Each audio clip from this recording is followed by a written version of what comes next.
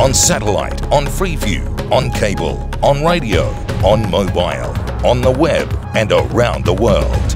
This is First at 9 on Other Derana 24/7. Making headlines first at 9. Collective responsibility. Arundhika Fernando removed from ministerial post. Flexible office hours. Minister Partly Champika Ranawaka trials change of working hours at government offices in Battaramulla. Delayed mini polls. Chairman of the Election Commission says no elections this year. Bond scam. CID officials visit the residence of Arjuna Aloysius to request bank statements. Making headlines from international news. Fallout from nuclear test. United Nations impose fresh sanctions on North Korea.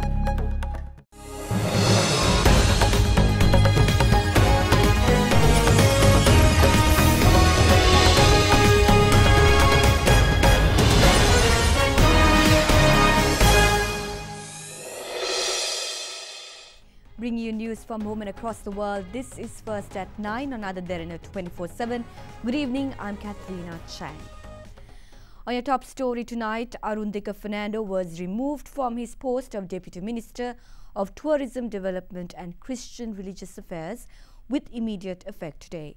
The President's Media Division said that the decision was taken as per the powers vested with the President under Article 46 2A of the Constitution of Sri Lanka. Former Deputy Minister Arundhika Fernando was elected as a UPFA parliamentarian in 2010. He later acted as a parliamentarian representing the opposition during the government of 100 days following the presidential election in 2015. Following the general election that year, he was elected as a parliamentarian representing the Puttlam district. His political career continued within the regime of good governance, being appointed as Deputy Minister of Tourism Development and Christian Religious Affairs. However, he was seen criticizing certain decisions made by the government on several occasions and was also reported to have engaged in a heated argument with the former President Chandrika Bandaranayake Kumaratunga. You will find out that an argument occurred between myself and a former president. We are watching the current president closely, and if the situation demands, we will leave the government. Fernando then had this to say on yesterday's edition of Other Derana political program 360. මට තව කී දවසක් ඇමතිතුමා කියන්න පුළුවන් වේද? ඊට පස්සේ මන්ත්‍රීතුමා කියන්න වේද? Depends on the situation. It will be a decisive period. UNP helped President Maithripala Sirisena to become the leader of the country. But there was 20% SLFP support as well. It is also the SLFP who brought former President Mahinda Rajapaksa here. That's why they should work together. If that doesn't happen, we might leave all of this and continue working with the flower bud instead. It doesn't matter if we lose our positions here, because we will continue working with them. It was in such a backdrop that the former Deputy Minister Arundhika Fernando was stripped of his ministerial portfolio today. The former minister expressed views to media after his last visit to the Ministry of Tourism and Development and Christian Religious Affairs this morning. I'm not surprised or sad about the President's decision. Even yesterday in the 360 political program, I spoke about peace and harmony. I also spoke about the government's harmful plan for the people. That's all. I don't regret anything. I accept this decision. I will talk to my supporters about what I am to do next.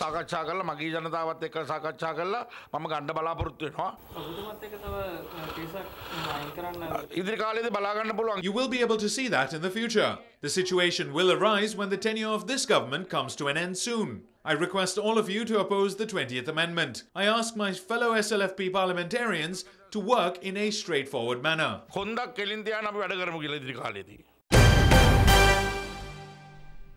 Meanwhile, parliamentarians of the Sri Lanka Freedom Party, led by its chairman, President Maithripala Sirisena, participated in a meeting at the President's official residence in Colombo.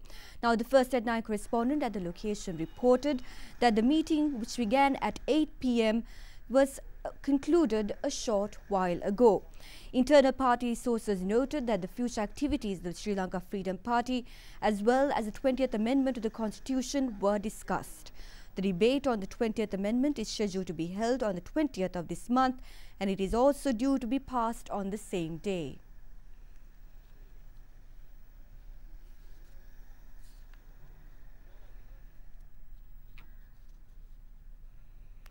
The National Economic Council, established in order to strengthen the national economy, convened for the first time at the Presidential Secretariat today under the patronage of President Maithripala Sirisena.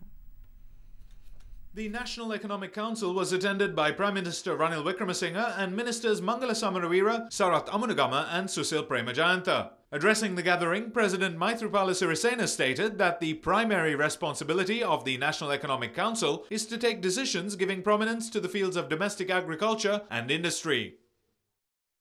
Meanwhile, a discussion on the National Food Production Battle Week, which is due to begin on the 5th of October, was held at the Presidential Secretariat yesterday. The National Food Production Battle Week is due to commence from the 5th to the 11th of October and is affiliated with several ministries, government departments as well as agricultural communities. As stated by President Maithripala Sirisena, the National Food Production Battle was initiated with the objective of resolving challenges in food production brought about by natural disasters. The Presidential Secretariat, Ministry of Agriculture, other affiliated ministries and private sector were advised to collaborate for the successful implementation of this program by President Maithripala Sirisena. In addition, officers were also advised to notify citizens to cultivate their fallow lands in order to boost the program. As a solution to the traffic congestion in Colombo, a new program will be introduced for public sector employees working in the Battaramulla area. The program, which is to be implemented from the 18th of this month, will allow public sector employees to enjoy flexible working hours.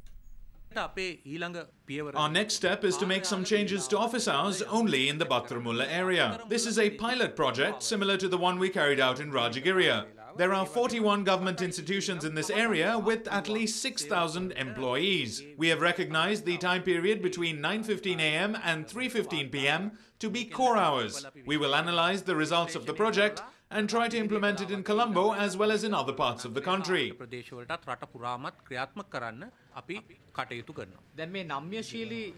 After the introduction of the flexible office hours, public sector employees will be given the opportunity to report to work at a specific time of their choice between 7:30 a.m. and 9:15 p.m.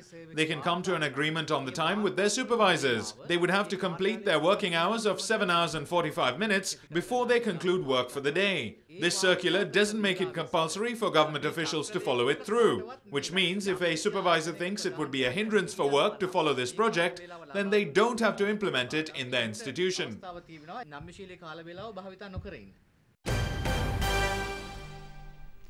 Chairman of the Elections Commission, Mahinda Deshapriya, says that political parties should provide more opportunities to the youth.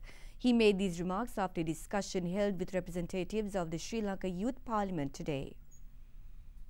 The exclusion of the youth quota of the Parliament under number 22 of the 2012 Local Authorities Elections Amendment Draft Bill was taken up for discussion by representatives of the Sri Lanka Youth Parliament and the Chairman of the Elections Commission, Mahinda Deshapriya, today.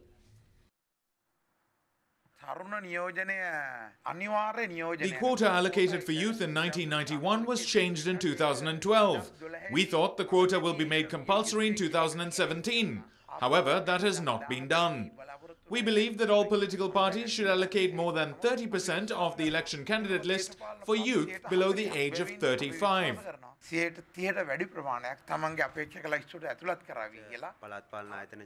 As a result of the Local Authorities Elections Amendment Draft Bill, the opportunity for youth was lost. The nation is disappointed with the current situation of politics. Therefore, we believe that youth should be given the opportunity to emerge. Meanwhile, speaking at a media briefing after the event, Chairman of the Elections Commission, Mahinda Deshapriya, said that elections cannot be held in December. The way we see it, we will not be able to hold provincial council elections this year, but steps can be taken to hold elections next January. This is because the only Saturday available for elections in December has been allocated to the Commissioner General of the Department of Examinations. However, we have 3 Saturdays available in January 2018, the 6th, 20th and 27th. We won't be able to hold elections on the 13th of January as the Thai Pongal festival will be held at 5 AM the following day. The Commission will hold discussions and arrive at a decision as to whether we could hold elections on the 6th, 20th or 27th. We would like to hold elections as soon as possible, but we need to allow our political parties to finalise their lists. On the other hand, the Parliament has still not given us the green light. Meanwhile, the chairman of the Election Commission also spoke on the 20th Amendment to the Constitution. The 20th Amendment to the Constitution says that provincial council elections have to be held in one day. We see this as a positive thing as opposed to holding elections intermittently. But the issue here is if we are to hold it in one day, then we will need more time. Let's say that we hold it on one day next year or the year after, but for some reason, if something happens like it did back in 1993 where the Southern Provincial Council fell apart, then what do? No country in the world has ever held a provincial council election in one day like a national election.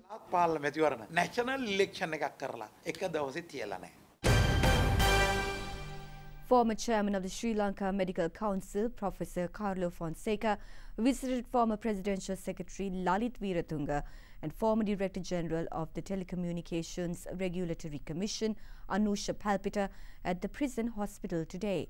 Following their sentencing to 3 years rigorous imprisonment, Lalit Weeratunga and Anusha Palpita were admitted to prison hospital a day after their imprisonment. Lalit Weeratunga is not upset or saddened by the situation. When an innocent man is imprisoned, his true personality shows. They have appealed. Let's be patient and await the judgment of the law. I believe that Lalit Weeratunga is an innocent man. Lalit Weeratunga Mahatmaya nirdoshi miniyek. The 20th Amendment to the Constitution enabling elections for all provincial councils on the same day was passed by the Sabaragamuwa Provincial Council with a majority of 21 votes. The 20th Amendment to the Constitution has been passed in 4 provincial councils so far, with the draft bill being defeated in the Uva and Southern provinces. During today's session, 29 councillors of the Sabaragamuwa province voted for the draft bill, 8 voted against it and 6 members were absent during the vote. The 20th Amendment to hold PC polls on the same day have so far been passed in the North Central, Eastern and Western provincial councils. The Uva and Southern Provincial Council defeated the draft bill, while the Northern and Waiamba provinces are yet to reach a final decision. In the meantime, councillors of the United National Party in the Southern Provincial Council opposed the vote on the 20th Amendment to the Constitution that took place last month by not standing up when the mace was brought to the House today. Meanwhile, councillors of the Janatha Vimukti Peramuna tabled a proposal saying that the proposed tax bill is unfavourable to the country. 19 councillors voted in favour of the proposal and 9 voted against it, thus seeing it pass by a majority of 10 votes. You are watching Sri Lanka's #1 news channel, Derana 24/7. Criminal Investigation Department officials assisting the Commission of Inquiry into controversial bond issuance visited the residence of former Director of Perpetual Treasuries Limited, Arjun Aloysius, today and informed him to submit his bank statements to the Commission. However, attorneys representing Aloysius requested the Commission to grant their client 2 days to submit the required documents, explaining their client needed time to retrieve them from the banks. Commenced today with Additional Solicitor General Dapula de Oliveira informing the Commission that he was to appear as Acting Solicitor General today. Meanwhile, Additional Solicitor General Priyantha Nawana was sworn in as a President's Counsel, bringing the number of President's Counsels representing the Attorney General's Department at the Commission to 3. Acting Solicitor General Dapula de Oliveira informed the Commission that former Director of Perpetual Treasuries Arjun Aloysius failed to submit the requested bank statements today, adding that he received unconfirmed reports that Aloysius has left the country. President's Counsel Anuja Premaratna, representing Aloysius, however, said that his client is currently in the country. President's Counsel Premaratna also emphasized that his client will hand over the requested bank statements within the next 2 days. Arjun Aloysius is due to appear before the Commission tomorrow, having been issued notice to do so yesterday. The Government Medical Officers Association today commenced a token strike opposing the South Asian Institute for Technology and Management and the slashing of powers of the Sri Lanka Medical Council. The token strike commenced by the Government Medical Officers Association was launched in 9 districts today, including Nuwara, Polonnaruwa, Jaffna, Kilinochchi, Mannar, Mullaitivu, Trincomalee, Batticaloa and Hambantota. The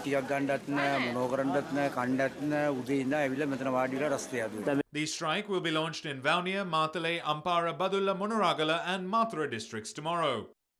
Meanwhile, a special meeting was held at the Sri Lanka Medical Council this afternoon. According to an SLMC spokesperson, 2 issues were discussed at the meeting. The Council agreed to 3 of the 17 amendments relating to minimum standards of medical education suggested by the University Grants Commission. The spokesperson went on to say that the Council held discussions with the committee led by Deputy Minister of National Policies and Economic Affairs, Dr. Harsha De Silva, and it agreed with some of the suggestions that were discussed. He said that the committee would be informed of the Council's views in the near future.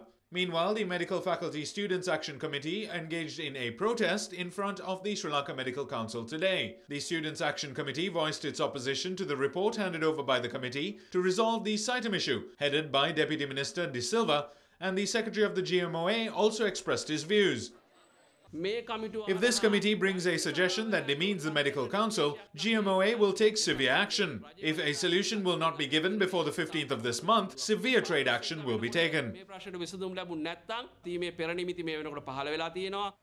The anti-CITEM protest march and vehicle parade commenced today in Ginigattena, Trincomalee, Batticaloa, Jaffna and Tissa Maharamaya. The vehicle parade will reach Colombo on Friday.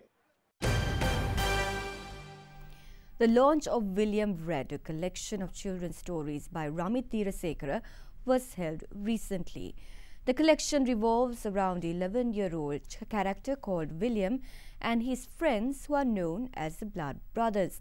The illustrations of the interactive book were designed by Saman Ambagahawatta and are the first of their kind by a Sri Lankan author.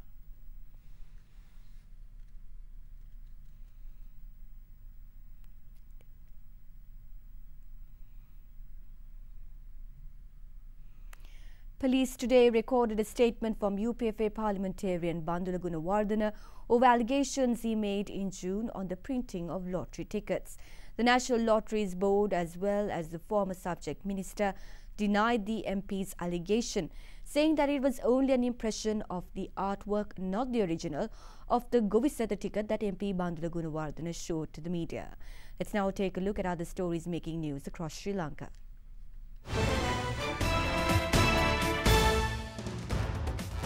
A 43-year-old man was sentenced to 50 years of rigorous imprisonment by the Badulla High Court for the rape and murder of an 8-year-old child in Diyatalawa yesterday. The incident occurred on the 13th of August in 2013 in Pasal Kanda, Allagama, Diyatalawa. 19-year-old Dinesh Madhushankar was stabbed to death at the 98 junction located in Ambalipitiya last night. Another individual who sustained injuries in the incident was admitted to the Ambalipitiya District Hospital. Additional Magistrate Prasanna Fernandez said investigations revealed that the attack resulted when the dispute got out of hand. Removal of debris in Durikanda, situated along Vebalwath in Ratnapura, took place today. A landslide occurred in the area on Saturday owing to the inclement weather. A resident in the area was able to capture footage of the landslide on his mobile phone.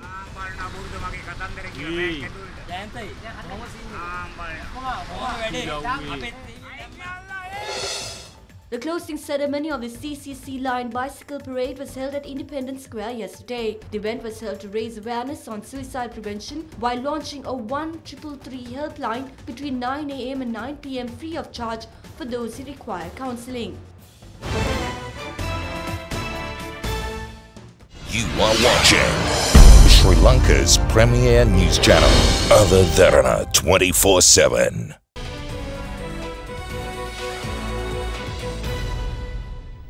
Welcome back to the news. Prime Minister Ranil Wickremesinghe emphasizes the need for the private sector to grow in the next 3 years in order to assist the national economy to reach the country's economic goals.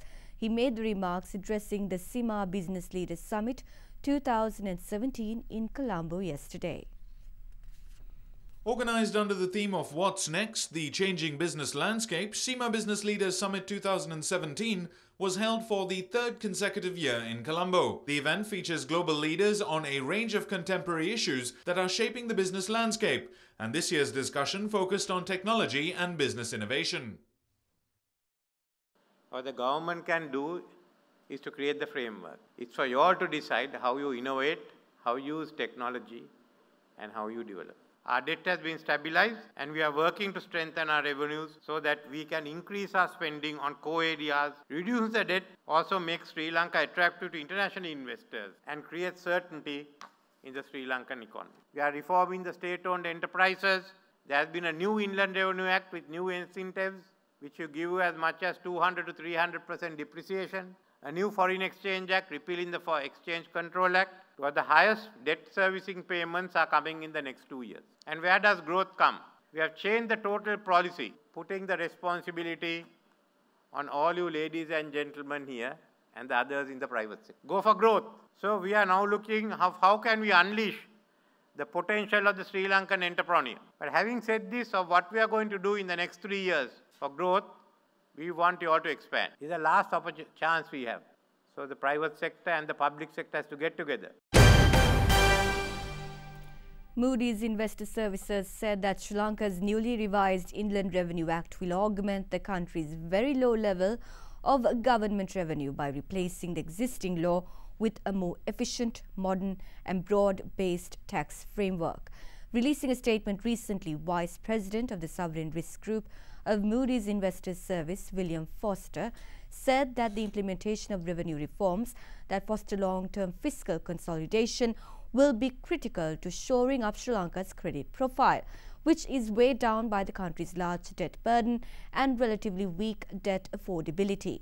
The new Inland Revenue Act will reduce indirect taxes levied from the people from 80% to 60% and increase direct taxes from 20% to 40% within 3 years.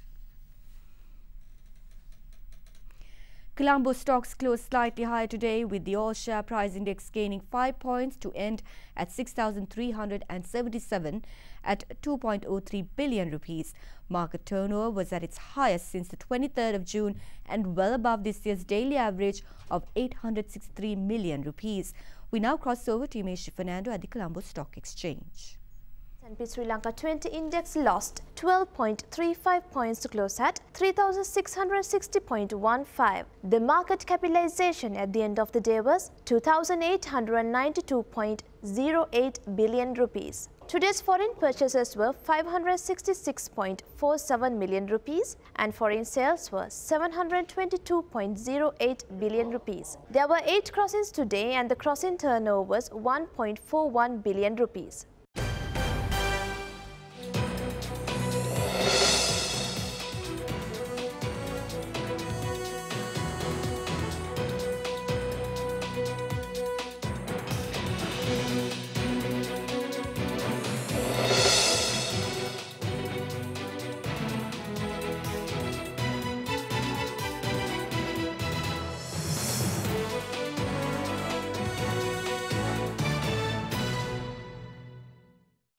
You are watching Sri Lanka's award-winning news channel, Other Derana 24/7.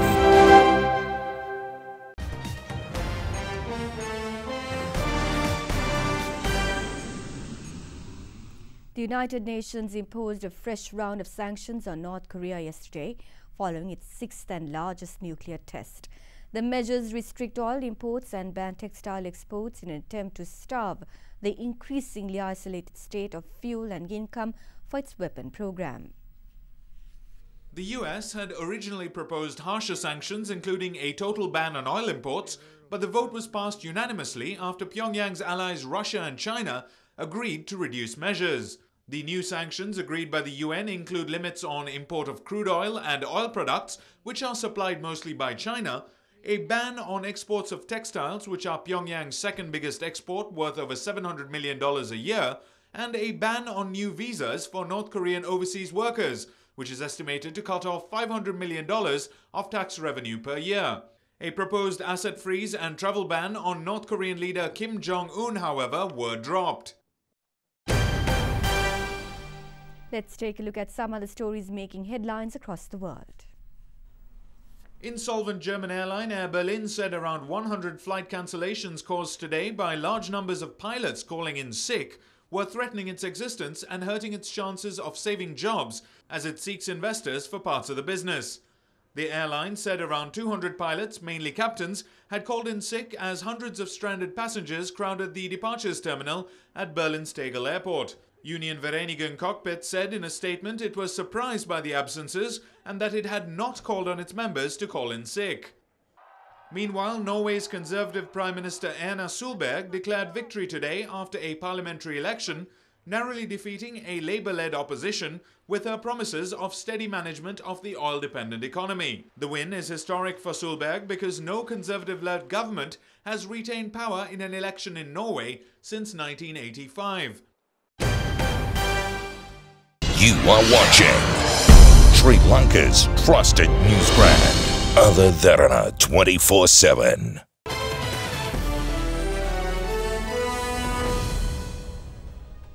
Pakistan is hosting its first big international cricketing event on home soil for 8 years amid tight security in Lahore. The three-match T20 series between Pakistan and World 11, dubbed the Independence Cup, got underway a short while ago. Pakistan made 197 for 5 after the World 11 won the toss and invited the hosts to bat. International teams stopped visiting Pakistan after an attack in March 2009 on the Sri Lankan team bus in which 7 of its players were injured, while in 2015 a tour by the Zimbabwean team was marred by a bomb attack near the Lahore Stadium. The captains of the two teams unveiled what the Pakistan Cricket Board named the Independence Cup Trophy, then led their teams out to practice in the stadium yesterday. The World 11 has drawn players from 7 countries, including Sri Lanka's Thisara Perera, and 2 more 2020 matches will be played tomorrow and on Friday. On your weather forecast tonight, we can expect the wet weather to persist in the western and southern provinces. Fairly heavy rainfall of above 50 millimeters is expected at several locations in the north central provinces and Mandalay district. Let's now take a look at your city-by-city forecast.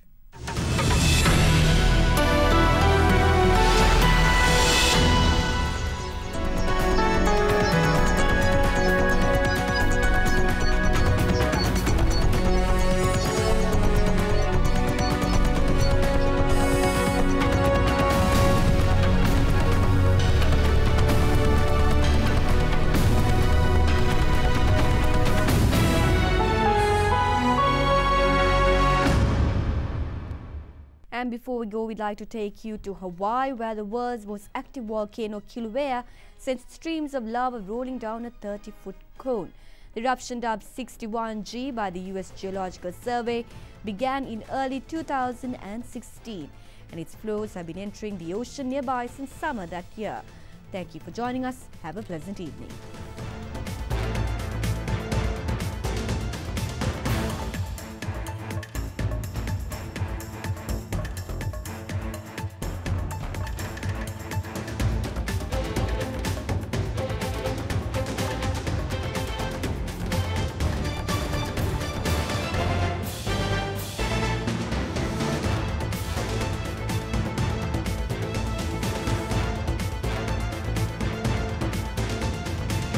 Bringing you the news and information 24 hours a day. This is Sri Lanka's premier news channel, Other Derana 24/7.